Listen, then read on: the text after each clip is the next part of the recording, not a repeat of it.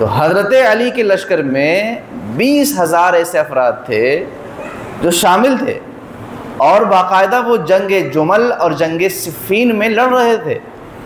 फिर क्या हुआ, जैसे ही हज़रत अली ने सुलह करनी चाहिए, अभी तक जंग हो रही थी, जंग लड़ रहे थे, सिफ़ीन में लड़ाई कर रहे हैं, जुमल में लड़ाई कर रहे हैं, लेकिन जैसे ही हज़रत अली ने सुलह करनी चाहिए कि अब मुसलमानों का खून बह रहा है, लिहाजा सुलह हो जानी चाहिए, सुलह का नाम सुनते ही 20,000 लोग हज़रत अली की लश्कर से निकल कर अलग हो गए।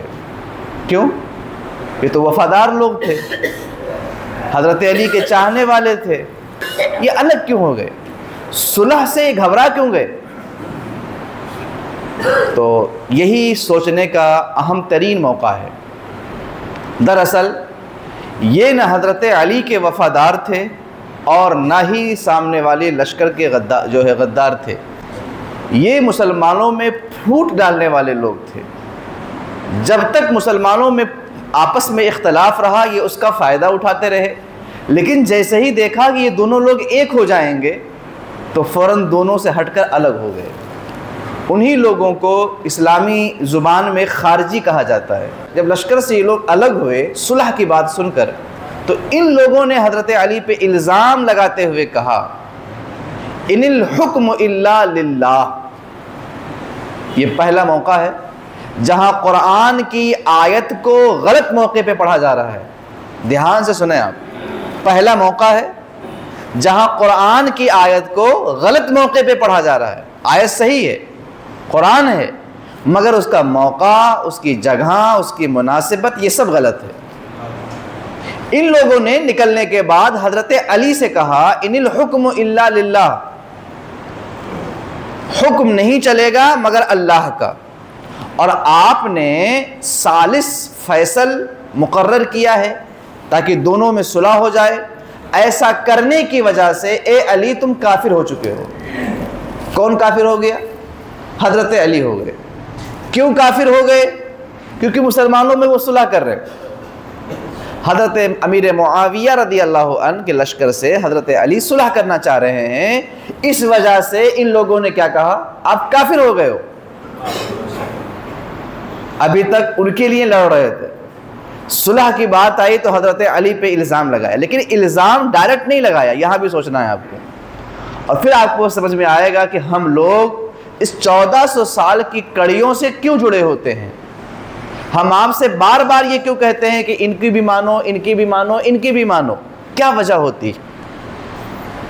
इन लोगों ने मौलाए कायनात पे जब इल्ज़ाम रखा, कहा कि माज़अल्लाह तुम काफिर हो गए हो, तो इस बात को बयान करने के लिए उन्होंने कुरान का सहारा लिया और कुरान की आयत को सही पढ़ करके उसका गलत मतलब निकाला।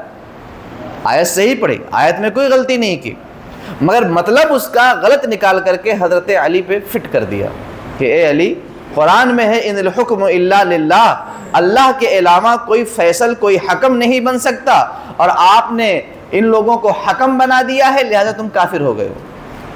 मौलाए कायनात ने बरजस्ता इरशाद फरमाया, कलिमा तो हक है मगर तुमने मतलब गलत निकाल लिया। बात तो हक है मगर जो तुमने मतलब निकाला है वो गलत निकाला है।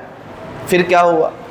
हज़रत मौला अली रदी अल्लाह ताला अन्हु से हज़रत इब्न अब्बास रदी अल्लाह ताला अन्हु, हुज़ूर के चचा के बेटे, बहुत अजीम सहाबी, कुरान पर बड़ी गहरी निगाह रखने वाले, अल्लाह के रसूल ने जिनके बारे में ख़ुद दुआ फरमाई कि ए अल्लाह इब्न अब्बास को कुरान का इल्म अता फरमा, बेशुमार उलूम के माहिर। हज़रत इब्न अब्बास ने कहा कि ए अली, आप मुझे हुक्म दीजिए, मैं इन लोगों के पास जाके इनको समझाता हूँ, उनको बताता हूँ। हज़रत इब्न अब्बास जाने लगे तो हज़रत ने कहा ठहर जाओ, ये ख़ुद कुरान पढ़ने वाले लोग हैं जिनके पास तुम जा रहे हो। अलबत्ता कुरान करीम की जब तुम आयात पेश करोगे तो इसमें तावील करेंगे, तो तुम क्या करोगे?